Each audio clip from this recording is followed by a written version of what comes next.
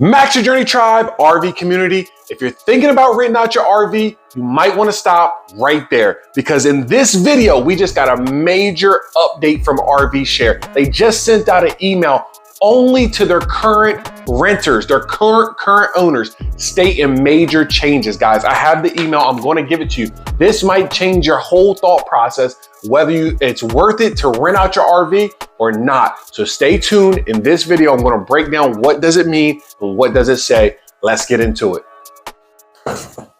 All right, tribe, if you stuck around, then that means you're serious about this. You're thinking about, is it worth it to rent out your RV or not?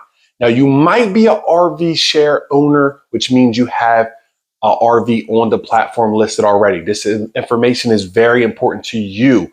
But if you're thinking about renting out your RV, it's even more of a deciding factor, guys. Now, I run an RV rental fleet. We have multiple units, consignment units that we own that we rent out, guys, on this platform. I love RVShare, but this could have a second guess in it, guys. Now, stay tuned.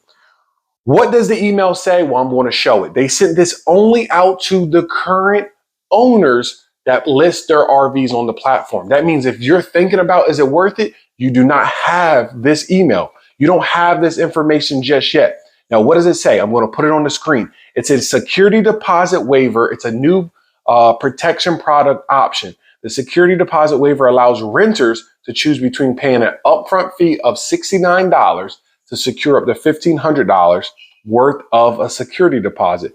Regardless of which option the renter chooses, the process for reporting handling damages will stay the same. But this is the big thing. So right now, I currently have my RVs rented on the platform with $1,100 or $1,000 deposit. It's required. Now, the deposit will cover all interior damage. If the dog chews up something, if your beds get destroyed, if somebody leaves a window open and water damage gets in, that $1,000 will be your initial amount that will cover that first thing. So say that bed is $1,000 worth, you'll get that whole deposit. This will allow them to rent out your Class A, Class B, $100,000 RV or motorhome, basically with only $69 covering them. Now, for an owner, if you're thinking about this, this is where it gets scary. They could rent it out, know that they destroyed it, go ahead and call their credit card company and tell them to hold that credit card, put it on hold, don't allow any other claims to get pulled from there. RVShare is only holding $69, not the $1,500, not the $1,000. That means you could be dealing with a battle, guys, a battle in court, back and forth. This could go on for months for you to get your actual RV covered. Now, they're saying that the claims will be handled like normal. Yes. But if the owner goes in, the renter goes in there and they cancel their credit card that this deposit is being held on, the $69, that's nothing. In the past, it would have been already held $1,000 or $1,500 or whatever your deductible was. Some owners have a $2,500 deposit on there. So that means that your claims might take months to get covered, and it's no big deal to the actual renter. Now, this could also be a positive for some people, right? This is where RVShare comes into this. This is what they're thinking. If it's only $69, it makes it a small upfront fee. There will be more renters looking to book your RV. It will get booked out more because they're not holding up so much of their money. It would only be $69 rather than the $1,500. So, like I said, it's more quantity over quality when it comes to renters in that situation.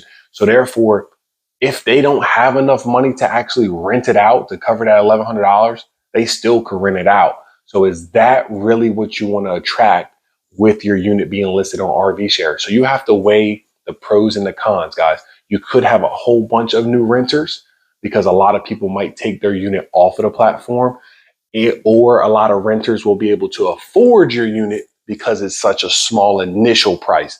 Now, on the other hand, you could be tied up for months if you don't get the right quality renter and they actually damage something because all they have on hold is $69. So you could be dealing with court battles or back and forth litigation.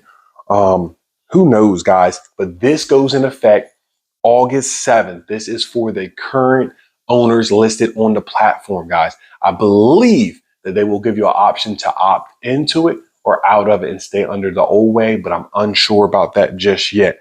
So that will be up to you. Is it worth it to rent your RV on RV Share, guys? Let me know down in the comments. Will you still be listing on RV Share? If you like this video, hit the thumbs up, hit the subscribe, and I hope you will check out one of these next videos that YouTube lists and shows to you guys. And I'll see you around next time. Max your journey.